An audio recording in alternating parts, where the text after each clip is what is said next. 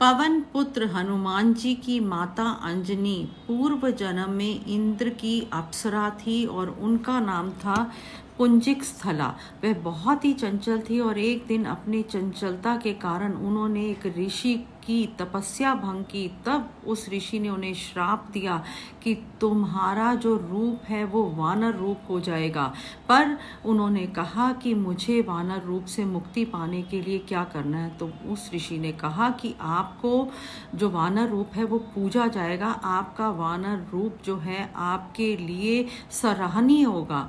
पर अब वो इंद्र के पास गई और इंद्रदेव को उन्होंने अपनी ये जो भी व्यथा थी वो सुनाई। और इंद्रदेव ने कहा कि पुंजिक स्थला, आप चिंता ना करें, आप धरती पे जाएं, वहाँ पर आपको एक युवराज मिलेगा और वो युवराज आपसे प्रेम करने लगेगा और उससे जो पुत्र उत्पन्न होगा उसके कारण आपका जो ये श्राप है उससे आपको मुक्ति मिलेगी। अब जो पुंजिक स्थला है वो धरती पर गई, उनको एक युवराज से प्रेम हुआ और उस युवराज का नाम था केसरी नंदन। अब केसरी नंदन और पुंजिक स्थला का नाम था अंजना।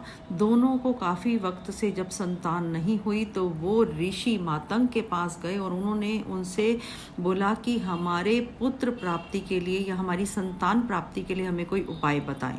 कहते हैं मातंग ऋषि ने नारायण पर्वत पर से स्वामी तीर्थ पर 12 वर्ष का उपवास करने की माँ अंजना को बोला कि आप वहाँ जाकर 12 वर्ष का उपवास करिए। और उन्होंने वहाँ 12 वर्ष का उपवास किया। उसके बाद वायु देव ने आकर उनको वायु की तरह वेग वाले शक्तिशाली बलशाली पुत्र की उत्पत्ति के लिए उनको वरदान दिया। अब उन्होंने शिवजी जी की उपासना शुरू की। शिवजी जी ने उनकी तपस्या से खुश होकर उनको बोला कि वरदान मांगो माँ। तो उन्होंने कहा कि आप मेरे गर्भ में जब तक बाल रूप में नहीं आएंगे मुझे अपने श्राप से मुक्ति नहीं मिलेगी, क्योंकि ऋषि ने उनको श्राप दिया था। अब शिवजी जी के 11वें अवतार के रूप में हनुमान जी ने बाल स्वरूप में माँ अंजना की गर्भ से प्रकट होकर हमारे संकटों को दूर करने के लिए संकट मोचन जी प्रकट हुए।